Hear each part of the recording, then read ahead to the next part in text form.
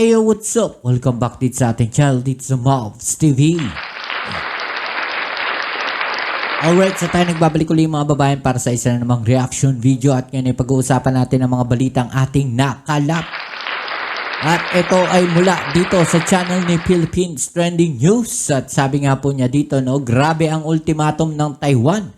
Nabuburay ng China, West Philippine Sea, delikado na. Alamin natin to at pag-uusapan pero syempre bago ang lahat, please don't forget to subscribe sa channel ni Philippines Trending News. Nandiyan sa ibaba ang full video link, i-click nyo lang po at subscribe at supportahan natin ang kanyang mga video uploads, alright? At kung kayo ay bago pa lang po dito sa ating channel, please don't forget to subscribe at pakilike na rin po ang ating video at supportahan nyo po ang ating channel. Maraming salamat po sa inyo. At huwag na natin patagalin, umpisa na natin to. Let's go! May tuturing na empty threat para takutin ang mga civilian sa kanilang civilian mission sa pinag-aagawang bahagi ng karagatan o inaagaw sa atin ng China na parte ng karagatan na sakop talaga ng Pilipinas.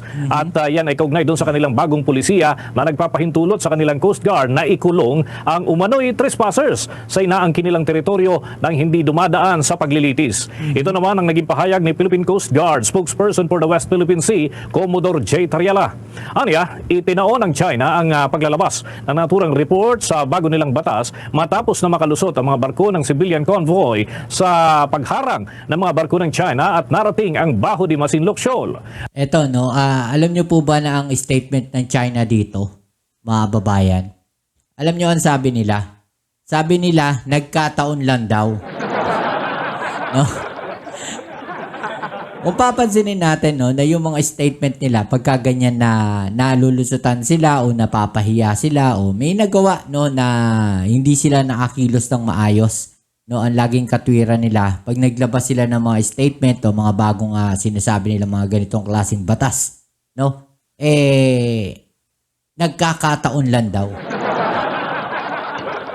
No, eto, ang statement nila dito nagkataon lang, no, na nakalusot itong mga civilian missions na to, no, diyan sa West Philippine Sea o sa Baho de Masinloc, tapos naglabas sila ng ganung mga batas, no, na kung saan huhulihin nga nila itong mga trespassers diyan po sa Baho de Masinloc at ito ay nagkataon lang daw. Ito talaga to China no. Tuloy natin. Nais lamang ng anya ng China na i-discourage ang civilian society na hindi lamang sa Pilipinas kundi sa iba pang mga claimants sa disputed waters. Sinabi rin ng Philippine Coast Guard official na malaking sakit ng ulo para sa China ang civil society groups lalo na kapag ito ay mula sa mga bansa kagaya ng Vietnam, Malaysia, Indonesia at Brunei na claimants din ng pinagtatalunang parte ng karagatan. Inihayag din ni Commodore Tariala na suportado ni Pangulong Ferdinand Bongbong Marcos Jr. ang pagkuha ng mas maraming Coast Guard personnel at yan ay itatalaga doon sa naturang parte ng karagatan at magpapalakas sa presensya sa bahagi ng West Philippine Sea. Alam niyo, masakit talaga sa ulo to ng China, no? Kasi imagine ninyo, no, pagka sunod-sunod yung mga ganito mga civilian missions tapos nagkasabay-sabay, no? Doon sa mga karagatan na inaangkin ng China, no? Yan sa Vietnam, 'di ba? Sa Malaysia, 'di ba? Yung mga ganyan. No, pag nagsabay-sabay ang mga yan, masakit talaga sa ulo ng China 'to. Kasi hindi na nila mapipigilan 'yan eh. 'Di ba? Civilian 'yan eh. Kaya nga naglabas sila ng ganyang statement ng mga trespassers.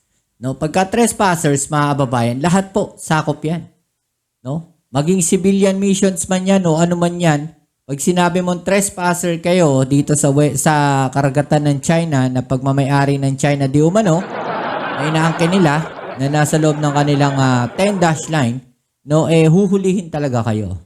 Okay, so isa pong yan, isang sakit sa ulo ng China yan. No, kaya naglabas sila ng ganyang batas, di umano, batas-batasan nila. Samantala sa ibang balita, sinimulan na ng House Committee on National Defense and Security at Special Committee on the West Philippine Sea ang pagsisiyasat ukol sa umano'y gentleman's agreement na pinasok ni dating Pangulong Rodrigo Duterte kasama si Chinese President Xi Jinping.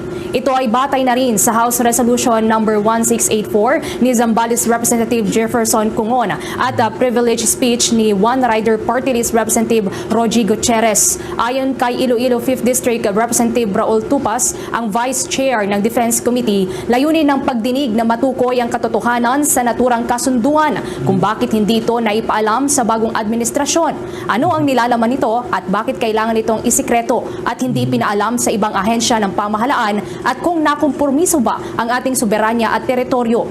Sa panig naman ni Mandaluyong Representative Nakompromiso na. No? Mga babayan. Nakompromiso na. No? Yung ating soberanya dyan. Dahil inangkinan ng China yan eh. Di ba? Yung panghaharang pa lang nila dyan, no? Yung panghaharas pa lang nila dyan sa West Philippine Sea, nakompromiso na yung ating soberanya dyan. Di ba? Sa tingin ninyo, itong investigasyon na to, may aamin po dyan. No? Walang aamin dyan. Kung sakaling may alam man sila, walang aamin dyan. No? Yun lang sa tingin ko, no?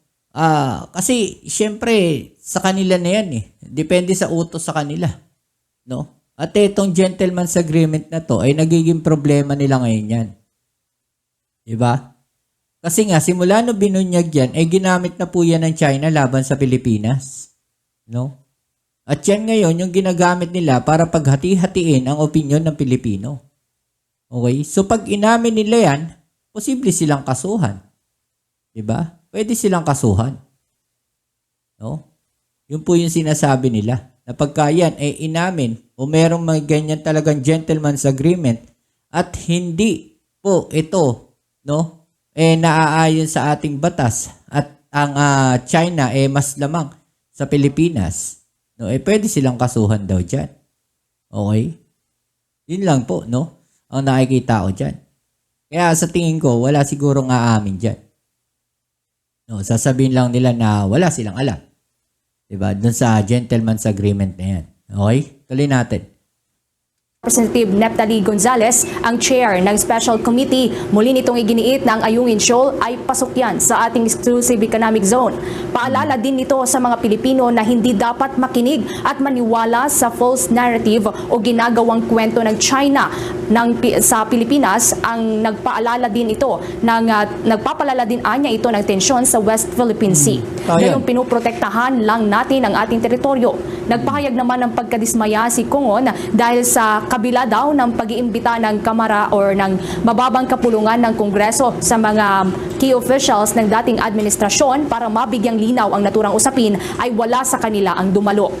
Kabilang dito sina dating Defense Secretary Delfin Lorenzana, dating National Security Advisor Hermogenes Esperon at dating Executive Secretary Salvador Medialdea na nagpadala lamang ng kinatawan. Pinaiimbitahan din ni Mindoro Representative Arnan Panaligan na maimbitahan din sina dating Presidential Legal Counsel Salvador Panelo at dating Presidential Spokesperson Harry Roque na una nang nagpalutang na mayroon daw gentleman's agreement sa pagitan ni dating Pangulong Duterte at ng China. Ito, no, magandang bakbakan to kung sakali man, no. Spokesperson Harry Roque, no. At itong si Atty. Panelo, kung maalala natin, sila yung nagbanggaan. Sinabi ni spokesperson Harry Roque na merong gentleman's agreement. No? At sabi naman ni Atty. Panelo, ayon daw kay XPRRD, no? Wala daw gentleman's agreement. Ang meron lang status quo. So, kung ano lang yung dating napag-usapan sa nakaraang administrasyon, yun lang. Okay? So, pag nagharap to sa Kongreso, magandang bakbakan to, magandang debate to. Diba? China, mga sangkay, may bago na namang sakit sa kanilang ulo ngayon dahil nga po sa bagong upong presidente ng Taiwan. Panoorin po natin at pag-usapan, mga sangkay, ang update tungkol po dito. Okay guys, pag-usapan po natin itong bagong sakit sa ulo na naman ngayon ng China. Walang iba kundi ang bagong upong presidente ng Taiwan. Eto, tingnan po natin. Ayon po sa report, Taiwan's new President Lai Ching-te. Ang China daw po ay nag-warning na itong taong to daw po ay magdadala sa digmaan. Nako, tingnan po natin. Hindi ko alam kung natatakot ba sila o gumagawa lamang po ng issue, mga sangkay. Pero isa lamang po ang malinaw sa lahat.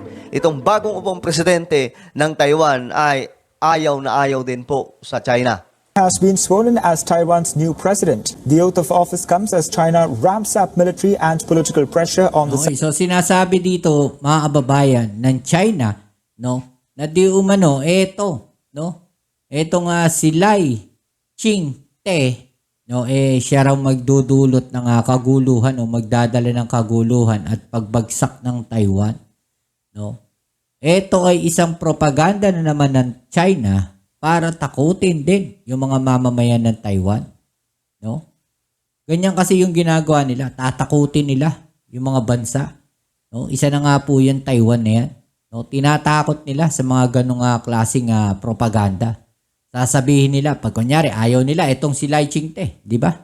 No? Sasabihin nila na yan ay magdudulot o magdadala ng malaking kaguluhan sa Taiwan. At anong susunod na gagawin ng China diyan? No? Magpapalabas po yan, no, ng kanilang mga maraming militia vessel, no? Mga tawag dito, magsasagawa yan ng mga military exercises, no, diyan sa Taiwan Strait. Yun ay para takutin ang Taiwan, no? Yun ay para takutin ang Taiwan. 'Di ba? Ipinapakita ng China na ito yung meron kami, no? Pero kung titignan natin yung babala ng China, no, dito sa Taiwan, sila mismo, no, yung gumagawa ng kaguluhan at hindi ang Taiwan. 'Di ba? Sila yung nagbabanta, pero sila rin yung umaaksyon, sila rin yung kumikilos. Sila yung gumagawa rin ng kaguluhan, hindi naman yung Taiwan, 'di ba? self-ruled island. The morning ceremony saw about 20,000 people in attendance following the events in Taipei. Celebrations will extend to a state dinner in Tainan. It is expected to be attended by over 800 people. So, ayun na nga po mga sangkay, umupo na ang presidente ng Taiwan ngayon.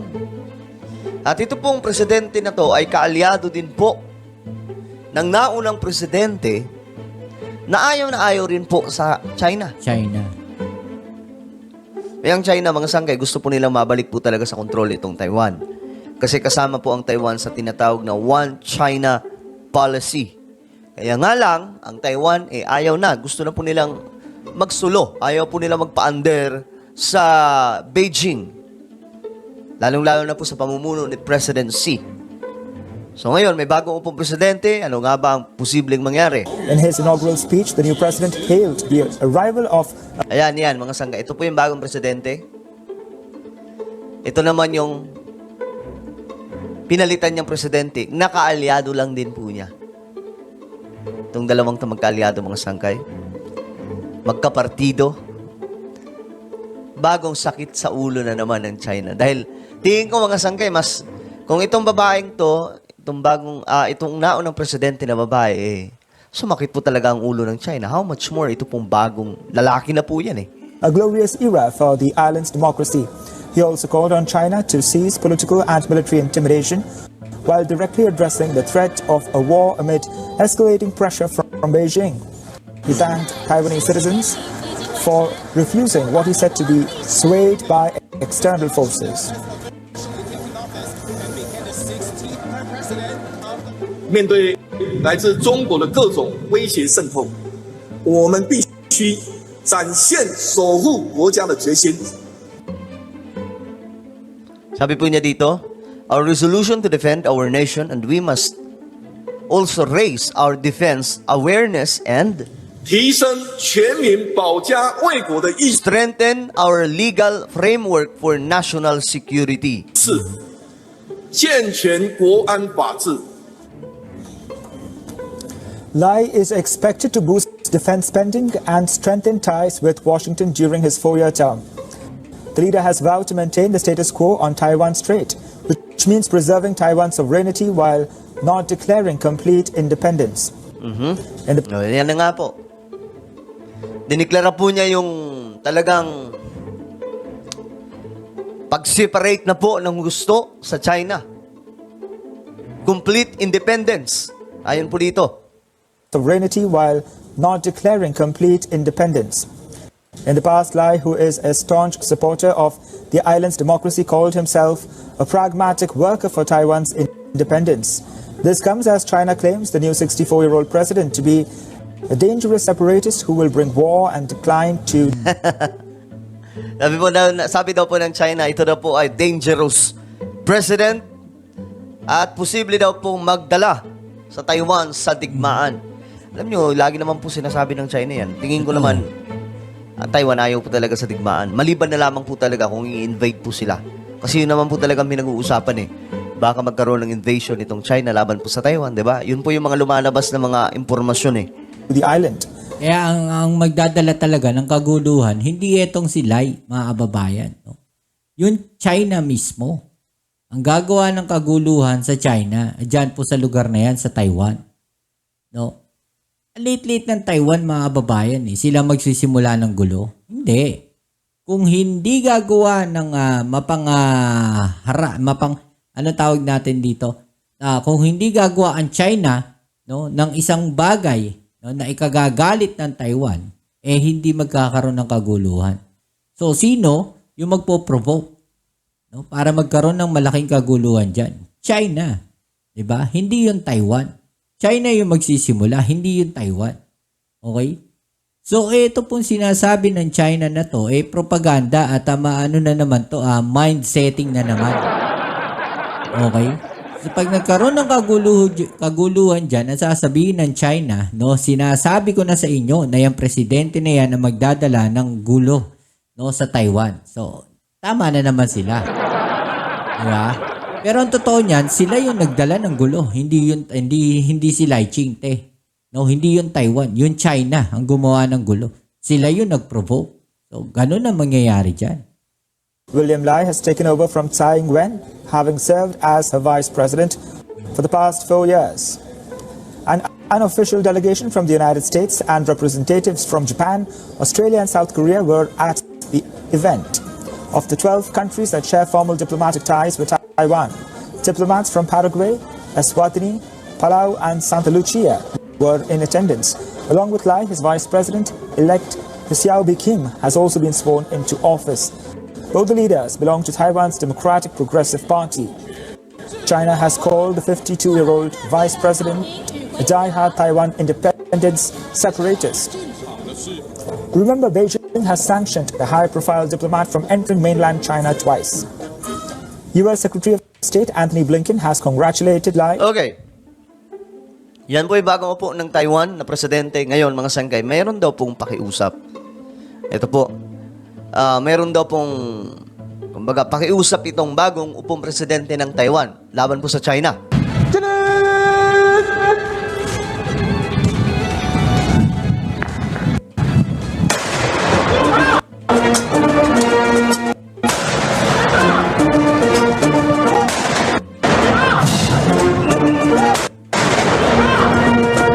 Simula na ngayong araw ang ikatlong magkakasunod na termino ng pamumuno ng Democratic Progressive Party sa Taiwan. Okay, pangatlo na pala ito mga sangkay, no? Pangatlong ano na to sa kanilang partido na sila po ang nauupo. Kaya pala, wala nang magawa ang China. Nanumpa si President-elect William Lai Ching-te at Vice President Xiao Bi-kim sa ilalim ng larawan ni Sun Yat-sen, founder ng Republic of China, sa isang seremonya sa Presidential Building sa Taipei. Dito ay tinanggap din niya ang dalawang seal na sumasagisag sa kapangyarihan ng Pangulo sa Parliament Speaker. Isa rito ang ROC seal, habang isa naman ay Seal of Honor. Kabilang sa mga dumalo sa inaugurasyon, si outgoing President Tsai Ing-wen na nagpaalam na rin matapos manilbihan sa loob ng 8 taon. Nakisa rin Sabi 8 years din pala no? sa seremonya ang kinatawan ng nasa 29 na bansa, kasama ang huling 12 diplomatic allies sa Pacific, Central America at Holy See. Sa pagpasok ng bagong administrasyon, umaasa ang mga Pilipino-Taiwanese na magkakaroon sila ng oportunidad sa trabaho at mas may papaliwanag sa kanila ang mga karapatan at batas. Yung about the law ng dito sa Taiwan at saka yung Ito po ay Filipino-Taiwanese Yila Cheng. Yan naman ako. Problema ng mga Sinchumin, minsan hindi naman naiintindihan ng mga ng mga Taiwanese yung fluent ng Chinese namin. Doon. Tapos paliwanag sa akin, maintindihan nila about sa pagtatrabaho at saka paano kami makapasok ng tamang trabaho. Yun ang about the law na maintindihan namin. Binigyan din ni Pangulong Lai ang kahalagahan ng regional peace at stability sa Taiwan Strait. Nanawagan din siya sa Beijing ng isang dialogo at irespeto ang malayang pamumuhay ng mga Taiwanese. Our government will uphold the four commitments, neither yield nor provoke, and maintain the status quo. I also want to call on China to Ito na. Ito po yung panawagan niya sa China. cease their political and military intimidation against Taiwan, share with Taiwan the global responsibility of maintaining peace and stability in the Taiwan Strait as well as the greater region, and ensure the world is free from the fear of war. Alright, siya mga babayan, no? Kayo, anong masasabi ninyo sa mga balita na to? I-comment down nyo dyan sa ibaba ang inyong mga opinion at atin yung pag-usapan, alright? So yan, muli maraming salamat sa lahat ng mga patuloy na nakasuporta dito sa ating channel. At kung bago ka pa lang, please don't forget to subscribe, like, share, at comment dyan sa comment section. Kita-kits tayo sa ating next video upload. Ito muli ang inyong Kuya Mobs sa Mobs TV. Peace. I'm out.